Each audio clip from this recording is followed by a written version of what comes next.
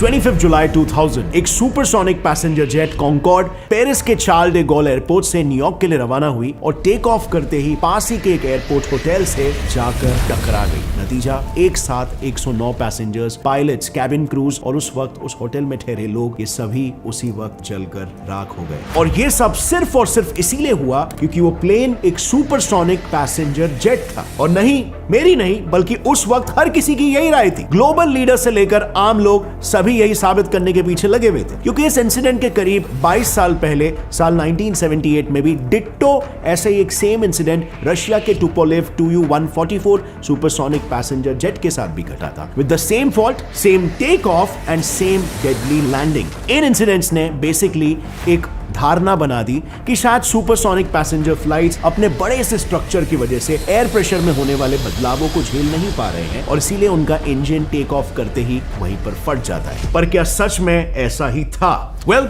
NASA के अनुसार ये सारे नैरेटिव्स असल में एक साजिश के तहत फैलाए गए थे।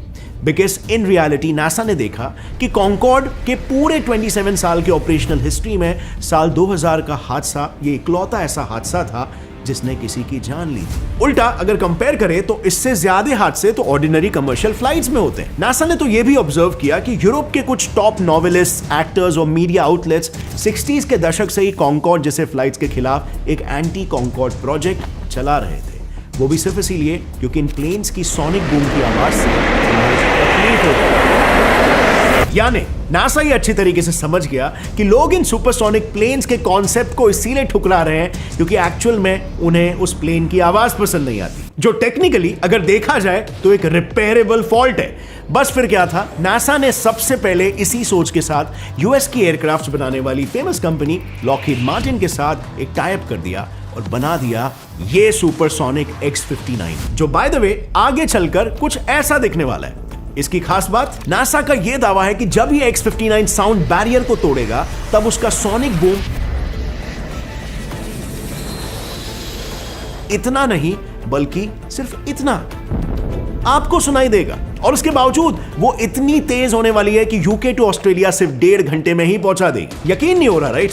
और होगा भी कैसे, क्योंकि उन दिनों अक्सर कॉन्कॉर्ड की फ्लाइट से काफी सारे पैसेंजर्स की कंप्लेन आया करती थी कि प्लेन काफी तेज तो चलती है लेकिन उससे आवाज भी बहुत खतरनाक आती है, साथ ही अंदर जोरदार झटके भी फील होते हैं। पर उन दिनों सुपरसोनिक प्लेन्स का स्ट्रक्चर ही इस तरह से डिजाइन किया जाता था कि ज्यादा से ज्यादा फोकस सिर्फ और सिर्फ स्पीड अचीव करने पर लगाया जाता था। उससे पैदा होने वाले सोनिक बूम और शॉक वेव्स को कम कैसा करना है, इस पर इतनी टिप्पणी नहीं होती थी। चलो आपको एक एनिमेशन से समझाता हूं कि मैं क्या बोल रहा हूं। जरा इस डॉट को देखो और सोचो ये एक सुपरसोनिक प्लेन है। इसमें आप ये देख सकते हो कि जैसे जैसे ये प्लेन साउंड की स्पीड तक पहुंचने लगता है, उसके आगे की हवा प्रेशर के साथ कंप्रेस होने लगती है और फिर जैसे ही प्लेन साउंड बैरियर को तोड़ता है, वो प्रेशर झटके से रिलीज होने की वजह से प्लेन के इर्द गिर्द शॉक वेव्स भी बनने लग जाते हैं। अब वैसे तो देखने में ये प्रॉब्लम काफी खतरनाक लग रहा होगा, difficult to solve, but you know what, NASA ने अपने प्लेन में इसे मेजरली सिर्फ पैसेंजर की सीटिंग पोजीशन को बदलकर सॉल्व कर दिया। देखो, अब तक जितने भी सुपरसोनिक प्लेन्स बने थे ना, उनके डिजाइन्स कुछ ऐसे थे जिसमें पैसेंजर्स यहां पर बैठा करते थे। अब ऐसे में जब ये प्लेन सुपरसोनिक स्पीड से उड़ते थे तब हवा से सबसे पहले नोज और विंग्स, ये दो चीजें टकराती थी और इसीलिए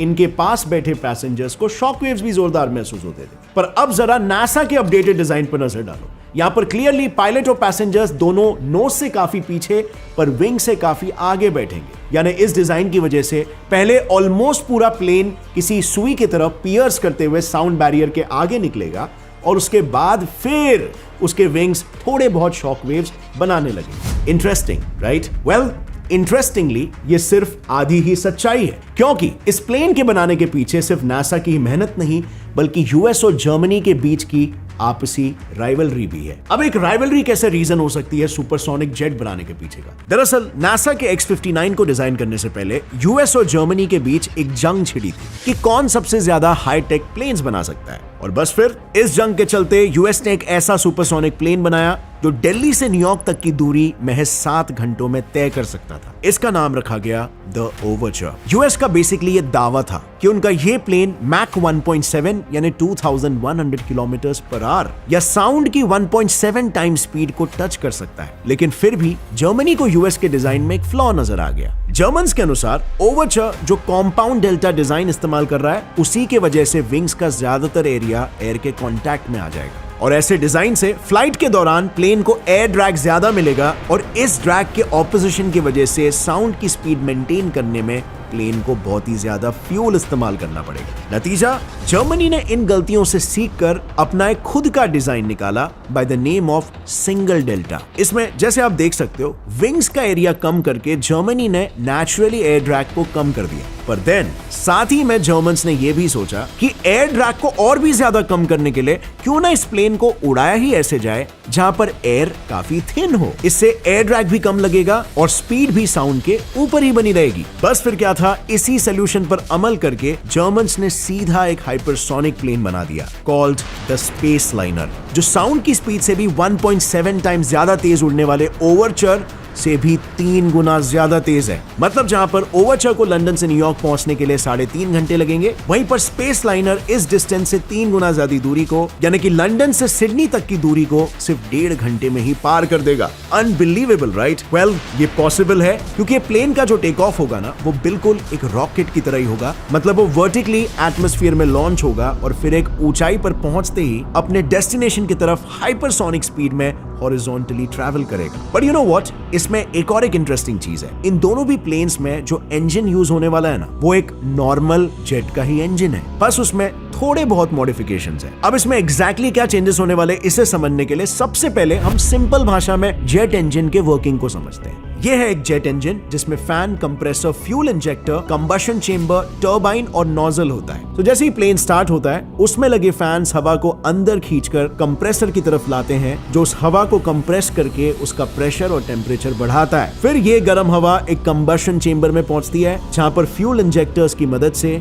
फ्यूल ऐड होता है। और अब जैसे ही फ्यूल ऐड होता है, वैसे ही air fuel mixture high temperature पर पहुंचकर टर्बाइन की तरफ आगे बढ़ता है और फिर बड़ी तेजी से ये हवा नोजल के जरिए बाहर फेंक दी जाती है, जिससे प्लेन आगे बढ़ता है। But there's a catch. जैसे जैसे प्लेन हाई स्पीड में आगे बढ़ने लगती है, वैसे ही उसके इंजन में आने वाली हवा की स्पीड भी बढ़ने लगती है, जिसके वजह से ब्लेड और इंजन डैमेज हो जाते हैं। और इसी डैमेज को रोकने के लिए यूएस ने इस इंजन के 2 पार्ट्स, फैन कंप्रेसर और टर्बाइन को ही निकाल दिया और बनाया ओवरचर का engine design ramjet. So normally होता ही है ना कि अगर हवा की स्पीड कंबशन चेंबर तक आते आते कम नहीं हुई, तो कंबशन शुरू होने के पहले ही वो हवा इंजन से बाहर चली जाती है। लेकिन अभी ऐसा नहीं होगा। इसमें सुपरसोनिक एयर इंजन में आने के बाद इंजन में लगे इनर बॉडी से टकराकर पहले सुपरसोनिक होगी और फिर उसके बाद इसमें फ्यूल ऐड होगा। अब क्योंकि अंदर की हवा की स्पीड साउंड से थोड़ी ही कम होगी और इसीलिए वो एक्सपैंड होकर सुपरसोनिक स्पीड से बाहर निकलेगी। यानी problem solve? Well, not really. Engine के एक मूविंग पार्ट को निकालने से शॉकवेव का प्रॉब्लम तो सॉल्व हो गया, लेकिन अब स्पीड सबसोनिक होने की वजह से ओवरचर की स्पीड पर एक लिमिटेशन आ गई है। वो सिर्फ दुगनी स्पीड में ही ट्रैवल कर पाएगा, उससे ज्यादा नहीं। और जर्मन्स ने इसी बात का फायदा उठाते हुए ओवरचर के इंजन में थोड़े बहुत चेंजेस किए। जर्मन्स ने सोचा,